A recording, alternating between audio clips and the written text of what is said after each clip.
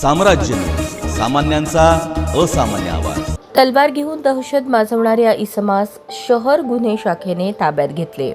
सोलापूर शहरामध्ये अवैध शस्त्र अग्निशस्त्राचा वापर करून घडणाऱ्या गुन्ह्यांना प्रतिबंध करण्याबाबत पोलीस आयुक्त सोलापूर शहर यांनी गुन्हे शाखेकडील पोलीस अधिकारी व अंमलदार यांना विशेष मोहीम राबवून कारवाई करण्याबाबत मार्गदर्शन करून सूचना दिल्या होत्या। त्या अनुषंगाने 4 एप्रिल 2026 रोजी गुन्हे शाखेकडील सहाय्यक पोलीस निरीक्षक शंकर धायगुडे व त्यांच्या तपास पथकास बातमीदारामार्फत खात्रीशीर बातमी, एक इसम संत तुकाराम चौकाजवळील एसटी स्टँड नंबर 2 च्या समोर गुरुनानक चौकाकडे जाणाऱ्या रोडवर हातामध्ये लोखंडी तलवार घेऊन जोरजोरात आरडाओरड करून सदर ठिकाणी दहशत माजवत आहे।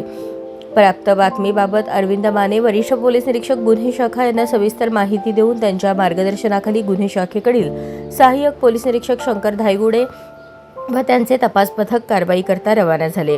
नमूद पथक सदर ठिकाणी गेले असता प्राप्त माहितीप्रमाणे एक इसम हातात लोखंडी तलवार घेऊन आरडाओरड करून दहशत माजवत असल्याचे दिसून आले। त्यावेळी सहाय्यक पोलीस निरीक्षक शंकर धायगुडे व तपास पथकाने इसमास शिताफीने ताब्यात घेतले।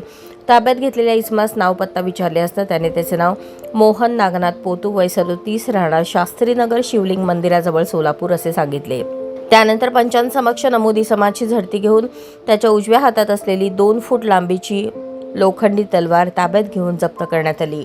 नमूद इसमाने बेकायदेशीररित्या अज्ञात उद्देशाने त्याच्या ताब्यात लोखंडी तलवार बाळगली म्हणून त्याच्याविरुद्ध सदर बाजार पोलीस ठाणे येथे भारतीय हत्यार कायदा कलम 425 सह महाराष्ट्र पोलीस अधिनियम कलम 135 अन्वये गुन्हा नोंद करण्यात आला आहे। तसेच नमूद इसमास पुढील कार्यवाही करता सदर बाजार पोलीस ठाण्याच्या ताब्यात देण्यात आले।